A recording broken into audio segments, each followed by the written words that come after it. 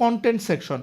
এই কন্টেন্টের মধ্যে আপনি ব্লগ পোস্ট করতে পারবেন, এখান থেকে ব্লগ ক্রিয়েট করতে পারবেন, এখান থেকে আপনার যে ওয়েবসাইটের অ্যাবাউট পেজ আছে সেটা আপডেট করতে পারবেন, কন্ট্যাক্ট পেজ আপডেট করতে পারবেন, প্রাইভেসি পলিসি যে পেজ আছে সেটা আপডেট করতে পারবেন, তারপর যে রিটার্ন পলিসি এটা আপডেট করতে পারবেন, ইভেন এখান থেকে ল্যান্ডিং পেজ ক্রিয়েট করতে পারবেন। দেখেন এটা হচ্ছে ল্যান্ডিং পেজ অপশন।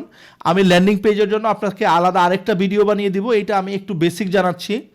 এই যে নিউ একটা অপশন আছে, এখান থেকে আপনি একটা ল্যান্ডিং পেজের নাম দিবেন, কী নামে আপনি ল্যান্ডিং পেজটা ক্রিয়েট করতে চাচ্ছেন। নেক্সটে যাবেন, নেক্সটে যাওয়ার পরে এখানে দেখেন 3টে অপশন আসছে।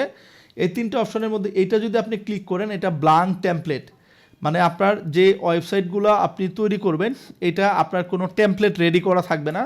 আর এই মাঝখানেটা যদি ক্লিক করেন তাহলে রেডি কিছু টেমপ্লেট আছে, এই টেমপ্লেটগুলো আপনি ইউজ করতে পারবেন। যে ইউজে যদি ক্লিক করেন তাহলে এই টেমপ্লেটটা সিলেক্ট হয়ে যাবে, যা শুধু এটা এডিট করলে হবে। বাট যদি আপনি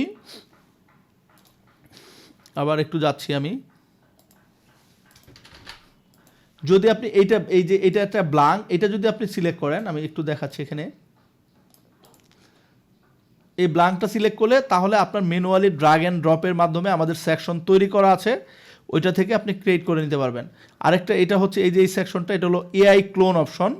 এই এআই ক্লোন অপশনটা এখনও চালু হয়নি, এটা আমাদের রিসেন্ট টাইমের মধ্যে চালু হয়ে যাবে। এইটা দিয়ে আপনি যে কোনো ওয়েবসাইটে ক্লোন করে ল্যান্ডিং পেজ বানিয়ে নিতে পারবেন।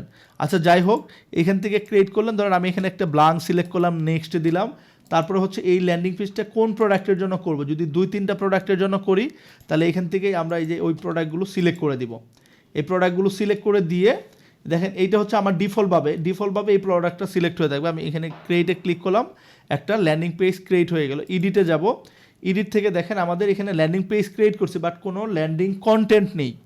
এখান থেকে আমি অ্যাড কন্টেন্টে ক্লিক করে ধরেন এটা আমার একটা কন্টেন্ট, এখানে অনেকগুলো সেকশন আছে। এটা যে যখন আমি যেখানে ক্লিক করব দেখেন এইখানে অ্যাডে ক্লিক করলাম, এই সেকশনটা এখানে অ্যাড হয়ে গিয়েছে। আমি চাচ্ছি যে আরেকটা কন্টেন্ট অ্যাড করব, ধরেন আমি এই সেকশনটাও অ্যাড করব, এটা এখানে অ্যাড হয়ে গিয়েছে।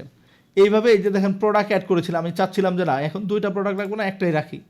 এখান থেকে অ্যাড করে দিয়ে আমি এখান থেকে সেভ অ্যান্ড প্রিভিউতে ক্লিক করলে আমার এই ল্যান্ডিং পেজটা সেভ হয়ে প্রিভিউ হয়ে যাবে। অবশ্যই কিন্তু প্রোডাক্ট সিলেক্ট থাকা লাগবে। আমি এটা একটু বেসিক বুঝালাম, বাকিটা আমরা যখন এটার আলাদা একটা ভিডিও দিব তখন এটা দেখাবো।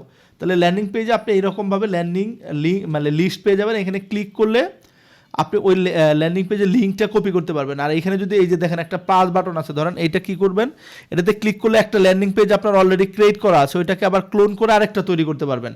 যেমন এটাতে আমি ক্লিক করি, এই নেক্সটে নিয়ে গেল, অলরেডি আমার এটা ক্লোন হয়ে গেছে। নেক্সটে ক্লিক করলাম, এই প্রোডাক্ট সিলেক্ট করা ছিল আগে, এইটা আমি এই প্রোডাক্টটা ডিলিট করে দিলাম। এখানে ক্রিয়েটে ক্লিক করলাম, এই এডিটে যে আমার এই ডাটাগুলো আগেই আমার এই যে এই সেকশনটা তৈরি করা ছিল, এটা দিয়ে যদি আপনার ল্যান্ডিং কোনো পেজ ডিজাইন করা থাকে সেটা দিয়ে করতে পারবেন।